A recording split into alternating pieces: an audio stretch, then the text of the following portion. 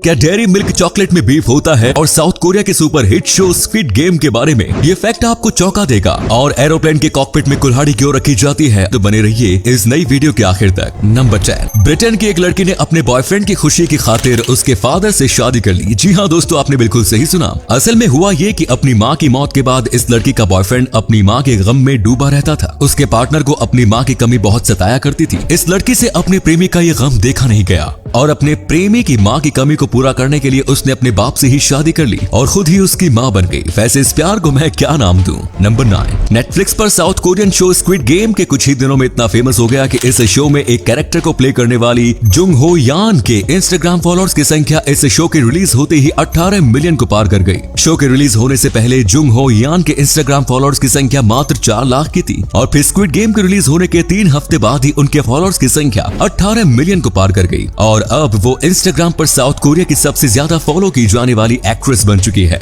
Number 8, दोस्तों अब जब स्क्विड गेम शो की बात चल ही पड़ी है तो इससे जुड़ा एक और फैक्ट जान लीजिए। डिजिटल की दुनिया में खून खराबे से भरा ये शो अब हकीकत की दुनिया में भी खेला जाने वाला है। जी आपने बिल्कुल सही सुना। अबू धाबी में स्क्विड गेम के तर्ज पर एक गेम का आयोजन किया जा रहा है। इस गेम में 15 प्रतिभागियों को 2 टीमों में शामिल किया जाएगा। बिल्कुल स्क्विड गेम की तरह इसमें ढेर सारे गेम होंगे, लेकिन असल दुनिया के इस गेम में फर्क इतना जरूर होगा कि इसमें हारने वाले को मौत की सजा नहीं दी जाएगी। तो क्या सोचा है दोस्तों, चले अबू धाबी स्क्विड गेम खेलने। नंबर 7, सोशल मीडिया पर एक मैसेज वायरल हो रहा है जिसमें दावा किया जा रहा है कि कैडबरी चॉकलेट में बीफ होता है। एक वेबसाइट से लिए गए एक स्क्रीनशॉट को सोशल मीडिया प्लेटफॉर्म पर पब्लिश कर दावा किया गया है कि यदि किसी प्रोडक्ट में जिलेटिन एक इंग्रेडिएंट के रूप में मिलाया जाता है तो इसका मतलब है कि उसमें गोमांस का इस्तेमाल हुआ है। इसके बाद सोशल मीडिया पर हंगामा खड़ा हो गया और कैडबरी की चॉकलेट्स को बायकॉट किए जाने की मांग उठने लगी, जिसके बाद खुद कंपनी को अपने ऑफिशियल ट्विटर हैंडल पर सामने आकर बयान जारी कर वायरल होते मैसेज का खंडन करना पड़ा। कंपनी की ओर से कहा गया कि सोशल मीडिया पर फैलाया जा रहा संदेश भ्रामक है क्योंकि ये भारत से संबंधित नहीं है। भारत में मॉन्डेज कैडबरी के बेचे या उत्पाद किए जाने वाले उसके प्रोडक्ट्स में कोई बीफ या दूसरे मांस आधारित सामग्रियां नहीं है। भारत में तैयार किया जाने वाला प्रोडक्ट 100% वेजिटेरियन है।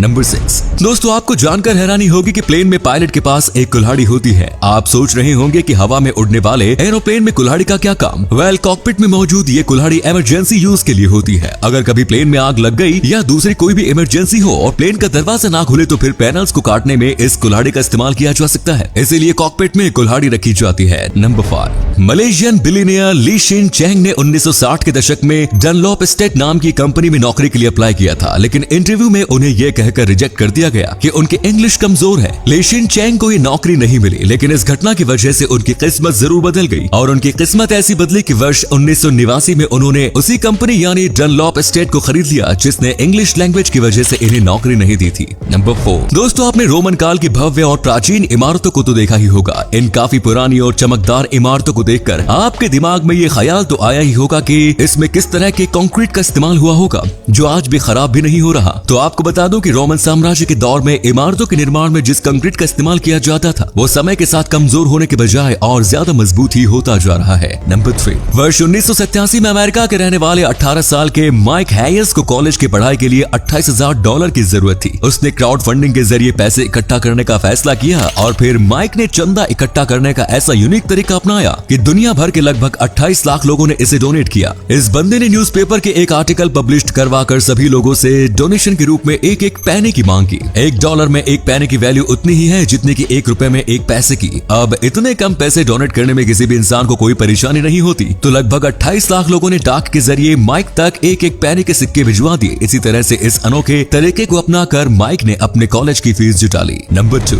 जो वाईफाई आज हम सबकी जिंदगी का अहम हिस्सा बन चुका है। आपको जानकर हैरानी होगी कि इसका आविष्कार एक फेल्ड एक्सपेरिमेंट की वजह से हुआ था। ऑस्ट्रेलियन साइंटिस्ट जॉन ओ सुलिवन ब्लैक होल को डिटेक्ट करने के लिए एक एक्सपेरिमेंट कर रहे थे, लेकिन उनका ये एक्सपेरिमेंट बुरी तरह फेल हो गया। कुछ समय बाद उन्हें कंप्यूटर को वायरलेस सिस्टम से कनेक्ट करने का काम दिया गया और तभी उन्हें अपना फेल्ड एक्सपेरिमेंट याद आया और उन्होंने इसे मॉडिफाई करके वाईफाई का आविष्कार कर डाला। नंबर 1, दोस्तों अब हम आपको एक ऐसे इंसान के बारे में बताने वाले हैं जो अपने रिटायर होने के बाद से हर हफ्ते मंडे के दिन 50 से ज्यादा बेघर लोगों को खाना खिलाते हैं। हम बात कर रहे हैं कैलिफोर्निया के ब्रायन ब्रैकेट की। ब्रायन 63 साल के हैं और जब से वो अपनी नौकरी से रिटायर हुए हैं तभी से वो हर हफ्ते 50 50 से ज्यादा बेघर लोगों को खाना खिला रहे हैं। सच में अगर दुनिया के हर इंसान में ऐसे ही इंसानियत आ जाए तो दुनिया का कोई भी इंसान भूखा नहीं सोएगा। तो ये थे कुछ अमेजिंग फैक्ट्स। आपको इनमें से कौन सा फैक्ट सबसे ज्यादा इंटरेस्टिंग लगा कमेंट्स में जरूर बताएं और साथ ही वीडियो को प्लीज लाइक, शेयर और चैनल को सब्सक्राइब करें। धन्यवाद।